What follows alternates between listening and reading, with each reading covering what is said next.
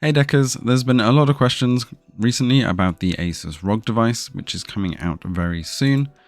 There is tons of news and updates coming out about this, so I wanted to have a chat to you guys about what's going on and what your thoughts on this are, and whether we really have a Steam Deck competitor on our hands, or whether this is going to be another device that fades into the darkness. Now, we've already got several OS updates for Steam OS, and we've got a big 3.5 update coming very soon. The compatibility around this is just absolutely phenomenal. I know I don't need to harp on about this too much because most of you are using this, but with things like Decky Loader and tons of other updates coming in for all of these wonderful additions and add-ons that we can have to enhance our screens. If I go into any of these, you'll see Valve is constantly asking for verification on games, whether these are working or not. We've got great additions like How Long to Beat, and we've also got things like Proton DB. However, there are some quirks like things just stopping working. And you can see my How Long to Beat plugin has stopped working, and I do have updates for Decky. But I can do all of this from the desktop, and it's things like Decky Loader and a lot of the plugins that really make things different on Steam OS. Now, this is the sort of thing that I think that is going to really struggle when it comes to the ASUS ROG Ally. Why do I say this? Well, because it's not just the power that this thing is going to need to have. Now, thanks to videocards.com, we have a nice easy comparison here. So you can see that they are going down the RDNA 3 route with the Zen 4 architecture versus the Zen 2 and the RDNA 2 on Steam Deck. The APU is going to be clocked at quite a lot higher at 5 GHz over 3.5, and they have this weird ability of being able to use a external graphics card, but that puts the price point of this way out. And now the price is going to be the big problem here. For the top model Steam Deck, we're looking at $650, which is around 680 euros. It's actually around 580 in the UK. However, the release prices of the ASUS ROG Ally are coming out a bit weird. They're saying it's going to be around $700 for the top model, which is the one that we're really going to be interested in. But in Europe, this one's going to come out at 800 euros, or probably around 800 pounds, which puts it at nearly 200 euros or pounds more than the top level Steam Deck, which massively outprices itself in the current market in my book. But $700 versus the $650 in the US is extremely competitive. Now, a lot of people are already saying that this could be the end of the ROG Ally across the board.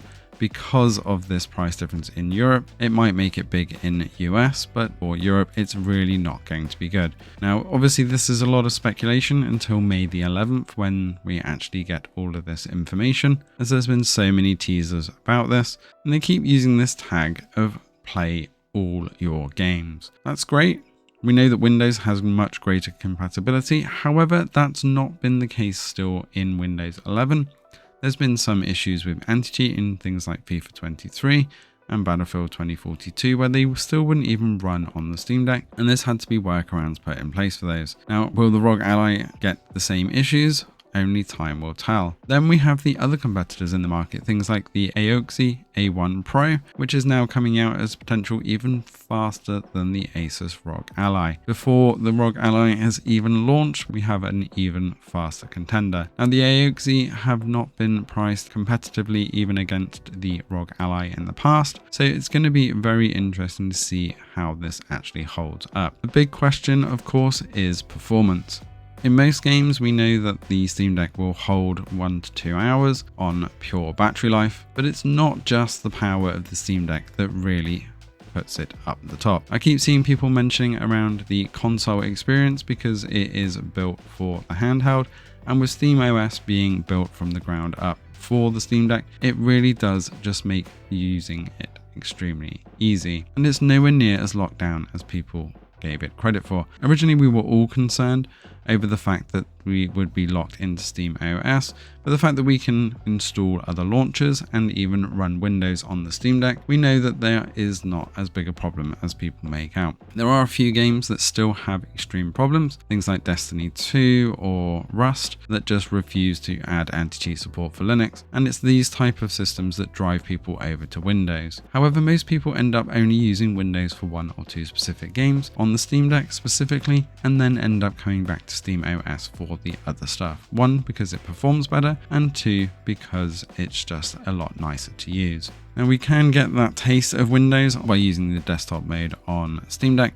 However, this is also slightly problematic. As soon as we come into this mode, especially if you actually disable Steam, it's not so bad having the Steam presets in here so that we have our controller support, but it's really fiddly to use. And if you've tried to use Windows on the Steam Deck, you immediately start missing things like the Steam OS controller layout. And although to make things easier on Steam Deck desktop mode, and for Steam in general, we can go into the new big picture mode, which pretty much mimics Steam OS on both the desktop mode in Linux and also on Windows.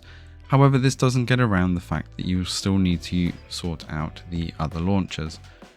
Now, if you can mimic the additional launchers on Windows, then this will make the experience much simpler to be able to launch those other games. The problem is once you launch those other launchers outside of Steam OS, then you lose that controller support. So the ROG Ally really does need to have decent controller support and a decent way of managing external applications or mimicking those mouse and keyboard controls with a similar system to Steam, because you can configure each of the controller layouts for every single one of these and the whole addition of all of the community layouts as well. So even if you are using a third-party launcher like the EA app, you can see that people have put up layouts for things like Sims 4, 3, and for Need for Speed. So it really makes things much simpler for use on controllers. Not only to mention the community around this, I know Linux is a bit of an outlier, so it does have quite a good community previously, which won't be needed on Windows because a lot of that will be running out of the box. But I do feel like the ROG Ally is going to have a tough time keeping its battery life up and keeping a good user experience overall.